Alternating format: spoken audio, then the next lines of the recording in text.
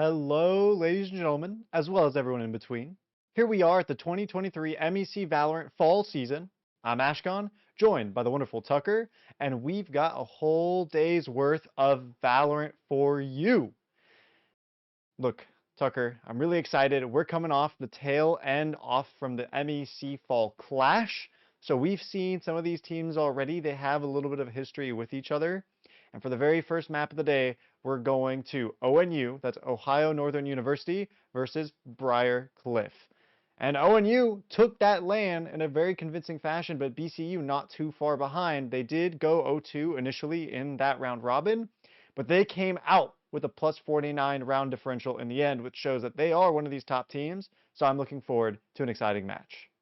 Oh, absolutely. Briar Cliff is one of those teams that, despite the rocky start, they still ended up being one of the higher ranked teams. And I mean, like you said, to go 0-2 and in the LAN with a 49 round differential after 7 total rounds, that just means they had a pretty dominant second half of that LAN. I believe I heard the number was a 13-3 average for those last 5 rounds, which is absolutely insane when you think about the caliber that they were playing at. I mean, you had some incredible teams like Clark, Briarcliff, Miami, Ohio Northern.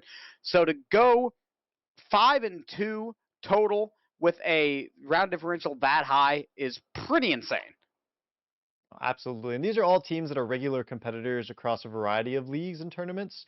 So we know that all of them have experience under their belts. So to come forward with such a dominant performance, it just goes to show that right now they're feeling themselves, they're a cut above the rest. And we just have to see if that continues throughout the round robin phase in all of these best of threes, because that's going to determine seeding for that championship bracket, which will be double elimination.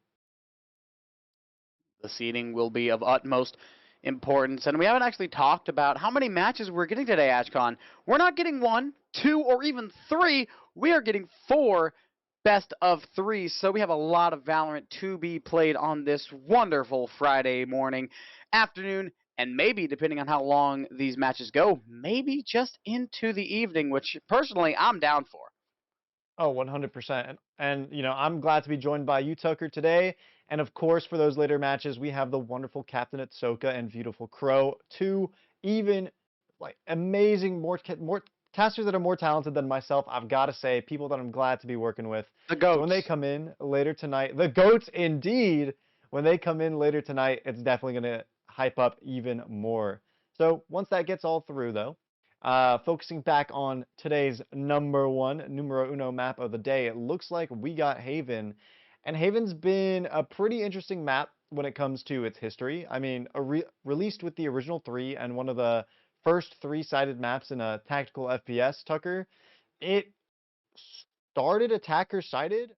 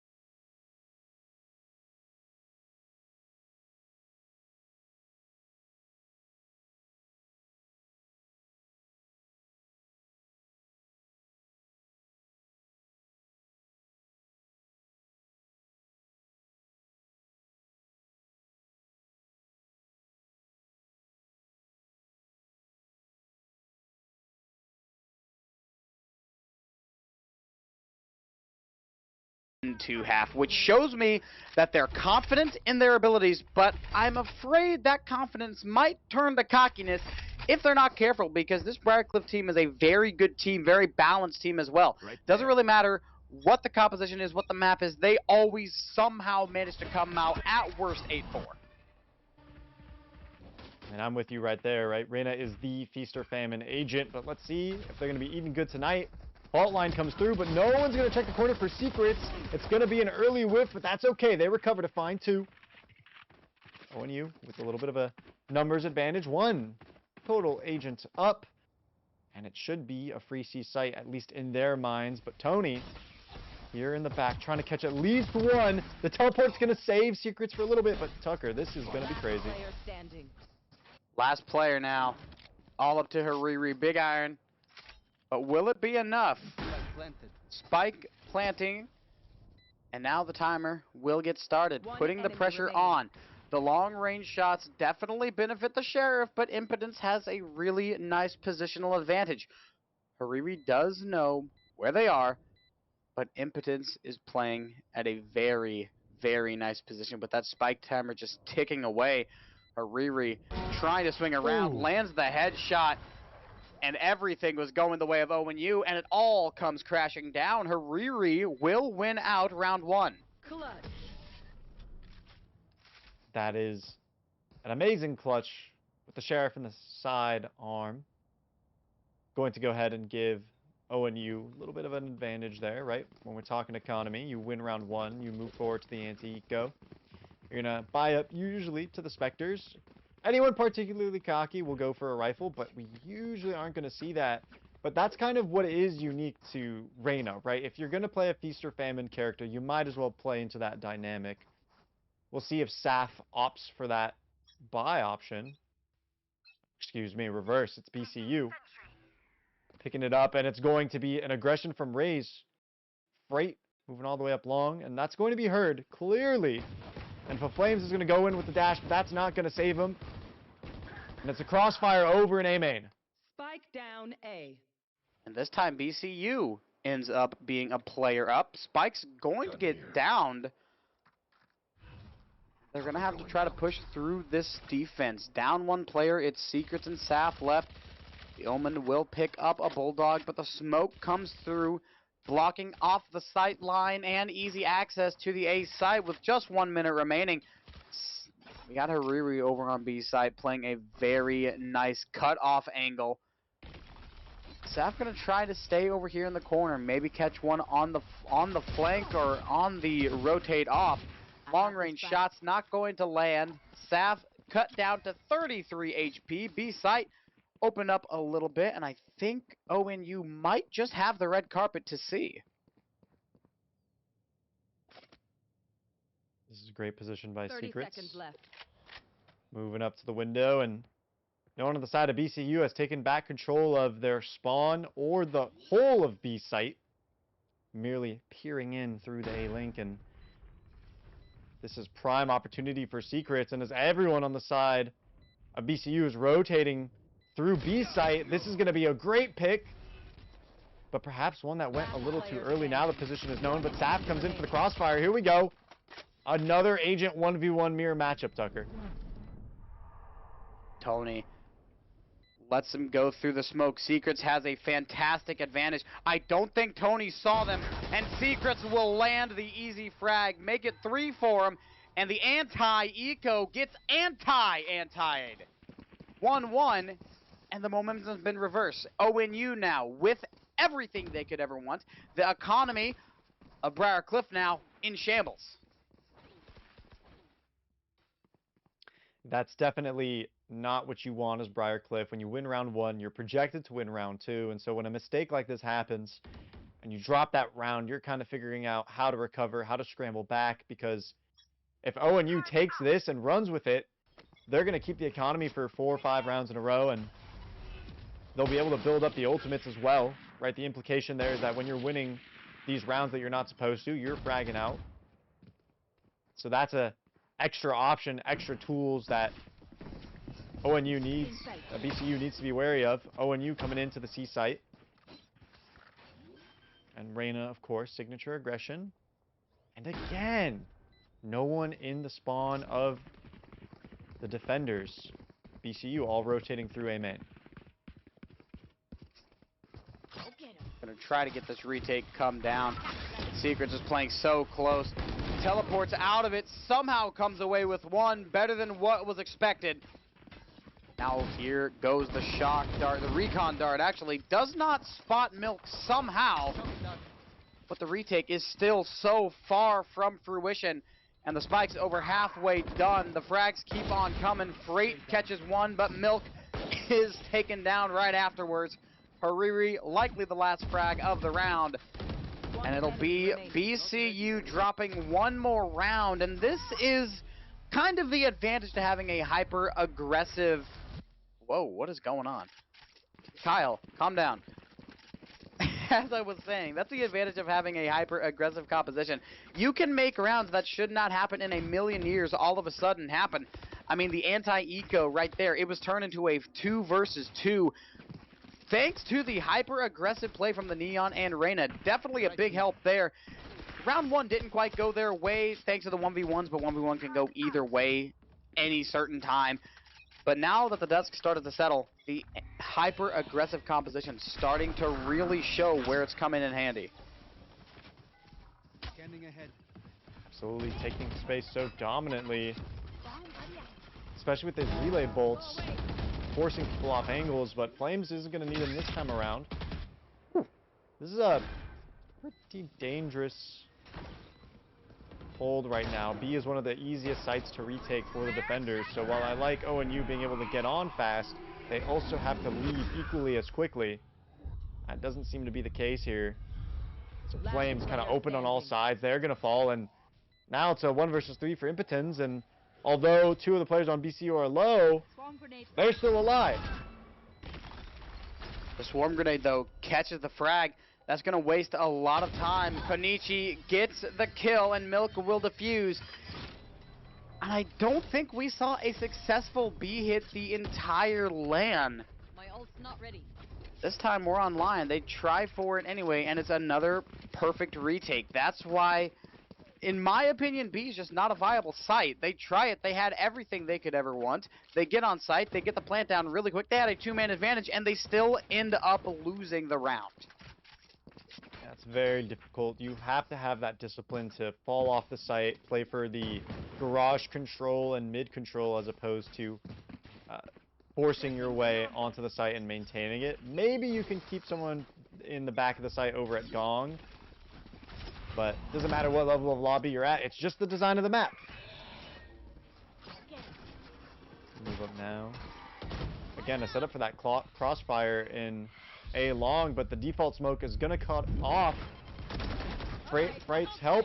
So Flames is going to find one, and Milk is out of the equation, and that line of sight cutoff, proves why that smoke is so necessary and was designed for when these, raise fade setups were first implemented. For how much utility was used, a lot of shots fired, but only 1 frag from each side. But BCU definitely got the better of it. Flames, of course, down to 9 HP. Clock is ticking. They might try to commit to this A site, but there's a lot of firepower over there. There's the Breach. There's the Fade over there. Both of them are pretty high HP. The Fade, I believe, is around 70, but the Breach is completely full. Revealing area. Now it seems ONU is going to try to rotate somewhere else. Kyle at least checking out their options over in garage, but now with just 30 seconds to go, they're going to have to make a move, and the recon dart's going to draw their A rotate. A's wide open now. Shadows traveling. Spike planted. Spike goes down. This is a surprisingly winnable site for ONU.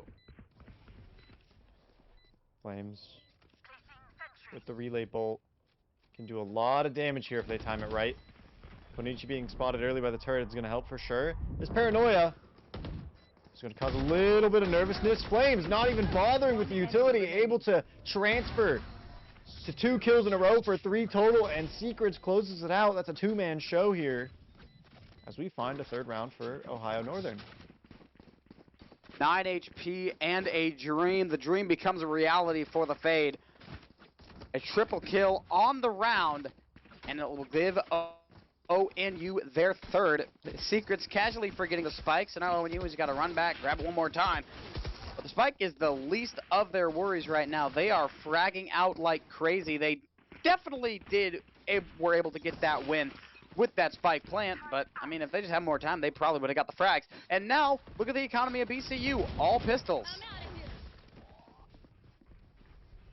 Yeah, so it makes sense why they're so gathered up here over in the garage, but there's no trade coming out here. Unfortunate utility timing by Konichi. Wow. Leads to 3 kills in a row for Flames once again. Kyles finds Milk, and now it's just a lone defender in Tony, but there's not much to do here.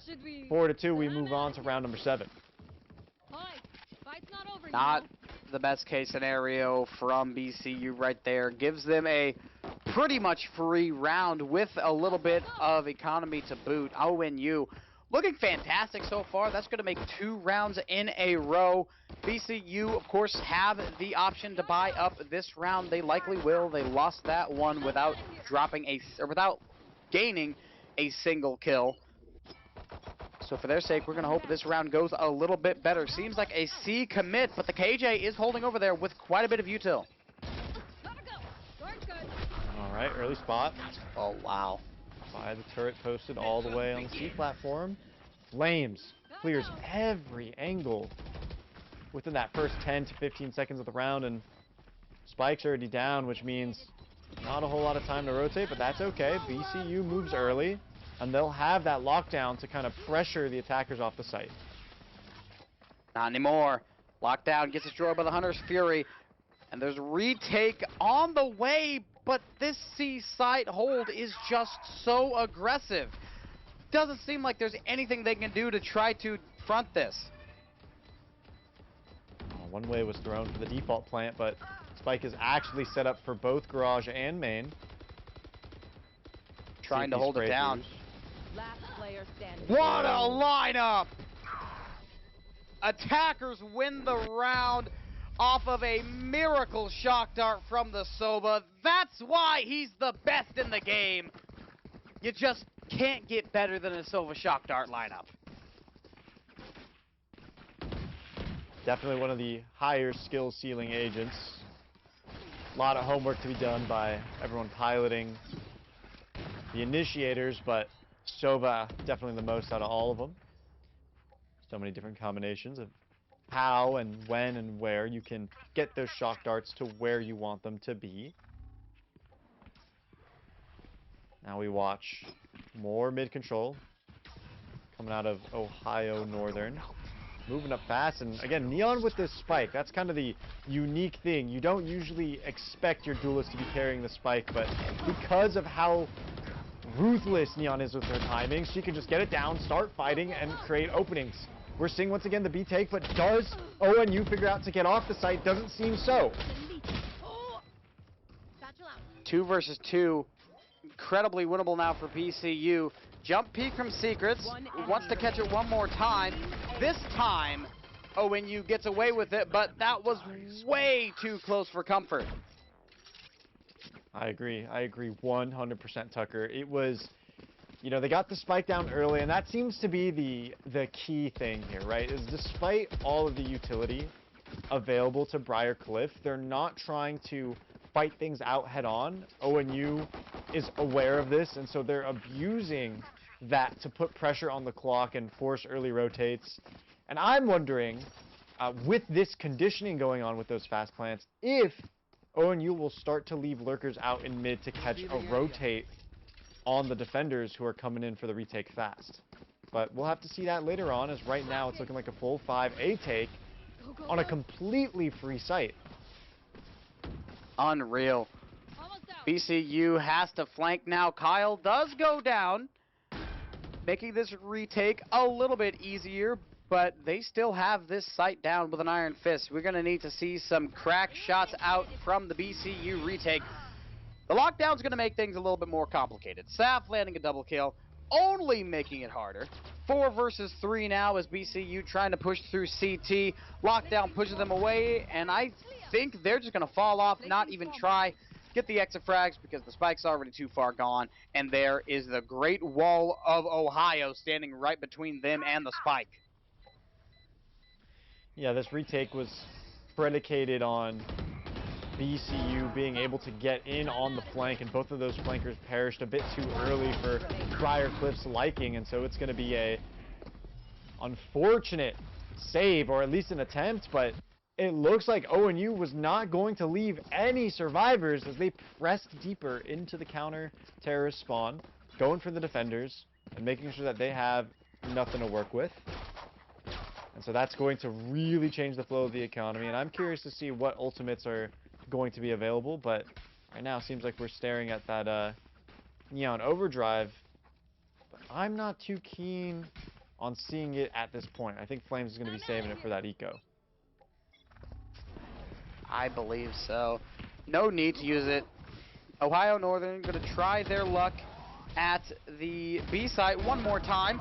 Milk gets caught off. Saf gets out-fragged. And now Flames pushing up all the way into A-Link. Kyle will plant. And look at the hunt coming out. Flames, Saf pushing up as far as they can. Crossfire is insane. Not even playing on the site anymore. They're just going for these frags. As Freight only has a sheriff, Konichi only has a pistol. This is a GR before the spike was even planted. What is that? Oh. Kyle jumps around the corner, gets the frag with the Odin while jumping? You know, some things, Tucker, some things you can't explain, but they just work. And you know what? When you're on the winning side, all you have to do is say, we take those. I guess so. Kyle deciding to use the jumping Odin meta with Sova. I mean, I feel like Sova's one of the only agents that is acceptable to do that. He's already the only agent that's acceptable to play Odin with, but I feel like if any other agent did that, we would just be clowning on them the entire time. But you honestly expect it from a Sova every once in a while. A little bit of Sova praise. Sova's one of the only OG agents that is still a top 3 agent in this game. Well, you say only Sova should be able to do it, but now here we see Saf on Reyna armed with an Odin themselves.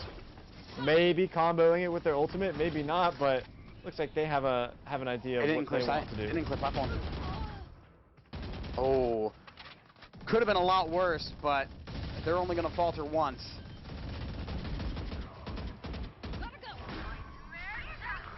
Here's the Nightfall. That's going to be a nice reveal with Flames, not falling before getting one.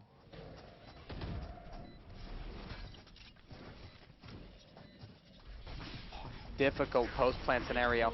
Impotence has a very nice shot. Kyle shooting through the smoke, gets a double kill without seeing either one of them. Insanity right here from ONU's attack. 9-2. This was about the scoreline I was expecting, either 9-2 or 9-3 or 10-2 with the hyper-aggressive composition. I did not expect anything else. And now with the last round before the swap, I feel if BCU wants a shot at winning this map out, they need to win this one, possibly force the curse. Is that 3 Odins? Is that 3? Is that 4? That is... Oh. They're trying to make a statement here, Tucker. I think that's 4 Odins. Standing ahead. Just It's listen to it. Yep. Just listen. It's a symphony. It is certainly music to my ears. Something new in the metagame. There's Fright. It's on the angle, but that close corner down long not cleared, and ONU knows that A main is no longer within their control, so they opt for B, but then that's going to be another fight. Tony, alone, is going to fall off the angle. This is great positioning here by BCU. Very possible to win the round, and with another pick out of Fright, it's going to push the attackers away from B. They shouldn't be overcommitting now, aware of the rotations, and they should understand that A's been given up. Now's the time to re-clear. Now's the time to get a little bit extra info. You have that recon bolt in your pocket, so you can start moving around the defenders by either faking it or committing it, cutting noise. I think Ohio Northern might have doubted this Seconds left. BCU defense a little bit too much. This is still a top 4 team. You got to be careful about what you do. You can't rush in with 3 Odins and expect everything to be glorious. Last player Out standing. goes Konichi. Spike down. They A. kill each other, one with the Vandal, one with the Shock Dart. Defenders will take this round. And a common case of the Valorant cockiness ends the half 9-3.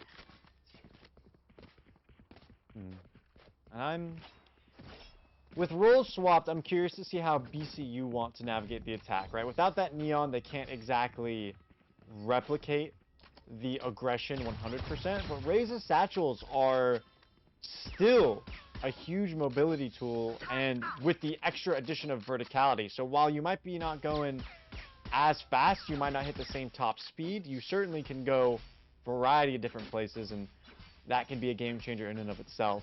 But BCU with that double initiator comp should be taking their time, and not having the Sova Dart and instead the Fade reveal means that they're limited in their range of options to reveal. They're not going to have that signature dart over at C.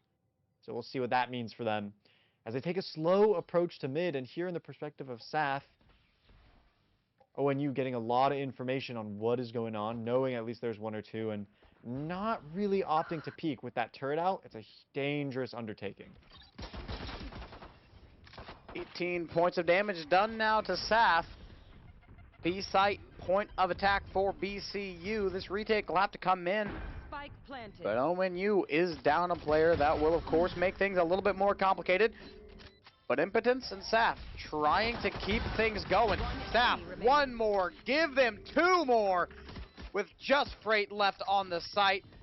All the time in the world for them to work with, and it's a 4K for double digits now. ONU dominating the first half, and the pistol round goes their way as well. Might spell the beginning of the end for Briarcliff. Staff kind of single-handedly bringing that round back because ONU lost that agent pick early, and so that was going to be a tough positioning for them. I did like what Briarcliff was going for, cooking up a push into the C link. I see what they were going for there, especially with that high flashbang. But unfortunately, SAF was just too prepared, and after having gotten 1 over in grass from an over-peeking Killjoy, they had that little extra bit of HP to spiral and snowball into something more, which again, that's Reyna's signature. That's what she's known for, and now we're seeing a lot of space taken down C-Long. This is a flank of champions. Haruri doesn't even know what hit them. And now the attack is forced into sight as quick as they can. This is not a push that helps them at all. They're going to try to plant this spike down, but the retake starts before they can even get it there. Tony, headshot with the stinger, but now in comes Flame. Spectre goes pop. Staff lands 1 as well. Kyle makes the ghost work, and Impotence will have the easy defuse. ONU gets 1 more round, only dropping a single